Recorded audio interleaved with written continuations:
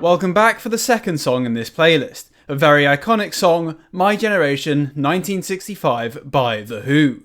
Arguably one of the earliest and most influential of all boomer songs, My Generation is clear in its efforts to delineate the baby boomer generation from the generations that came before them. This song, and the attitudes within it, are rebellious in nature, designed to say that we, the boomers, are not the same as you, the old people. Let's take a look at what it says. People try to put us down just because we get around. Clearly, this is not the stark honesty of the Free Electric Band, but instead an entirely uncharitable view of the old from the young.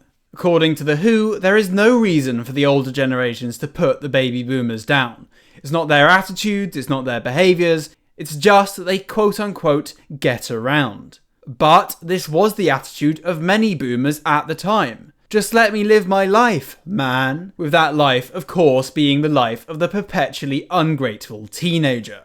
Things they do look awful cold, I hope I die before I get old. Now, the older generations are painted as cold, lifeless, drab, and boring.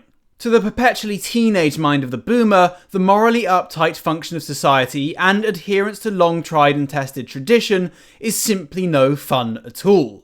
And here, the line, I hope I die before I get old, is not the expression of some wish to die young, but instead to stay mentally young. Peter Townsend, when he wrote this line, envisioned the status of old and young as a frame of mind. He didn't want to mellow out and become like his parents, he wanted to remain perpetually rebellious and, as I said, perpetually teenage. Why don't you all fade away, and don't try dig what we'll say.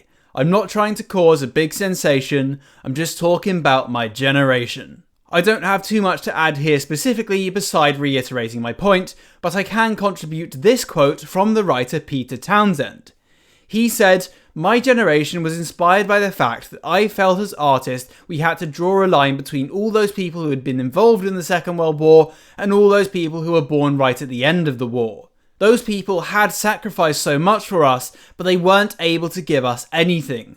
No guidance, no inspiration, nothing really. We weren't allowed to join in the army, we weren't allowed to speak, we were expected to shut up and enjoy the peace, and we decided not to do that." It's interesting to me that he acknowledges the sacrifice made by the older generations for his generation, yet in the same breath he claims that they weren't able to give his generation anything. He acknowledges their sacrifice, yet takes all of it for granted and is entirely ungrateful. Though, in a way, he is right that older generations failed to give guidance. One of the clips I used in my intro video for this series showed a silent generation house party wherein the baby boomer children are allowed to run amok without being scolded or disciplined in the slightest. In a way, the parents of the boomers were far too soft touch and failed to instill in their children the good attitudes that their parents instilled in them.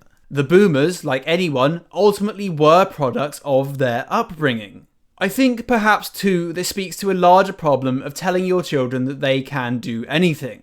Whilst the last song, The Free Electric Band, speaks of a young American boomer choosing music despite having a good life already planned out for him, it's important to remember that that song isn't real, merely a reflection of the writer's attitudes, writers who weren't even American. Frankly, if the narrative presented in The Free Electric Band was the reality, then I would have zero sympathy whatsoever for the baby boomers. However, from what I've actually seen, the opposite was true and the baby boomers weren't given much guidance in life and didn't have a life planned out for them. Thus, one could argue that this reaction from the boomers is perhaps the inevitable consequence of telling one's children not that they must do this or that, but that they can be anyone and do anything. My instinct is that people, especially men, do far better with guidance and are far happier going along with a good life that has been laid before them. Though the boomers undeniably were shockingly ungrateful for the opportunities and prosperity made available to them, I think it is an unavoidable fact of human psychology that certainty and a place in life are far more fulfilling than opportunity and prosperity. So I can't entirely blame boomers for that. But yeah, all in all, though the attitudes of this song are shockingly bad, I somewhat sympathise with the boomers in this one because they were ultimately led here by a failure in parenting. Yes, they were given opportunity in abundance, but no amount of material fulfillment or abundant opportunity can give one a sense of a place in life or any level of spiritual fulfillment. The sense of belonging was broken, to a large extent intentionally, after World War II, but this damage was done by generations before the boomers, not the boomers themselves. Yes, the response to this from the boomers is undoubtedly immature beyond comprehension, and in search of meaning they discarded what was good and adopted what was degenerative, but some blame must be apportioned to their parents, who accepted, perpetuated, and created the conditions that led to the boomers in the first place. The boomers may not understand why the old was better, but they are still merely the products of the new, not its creators.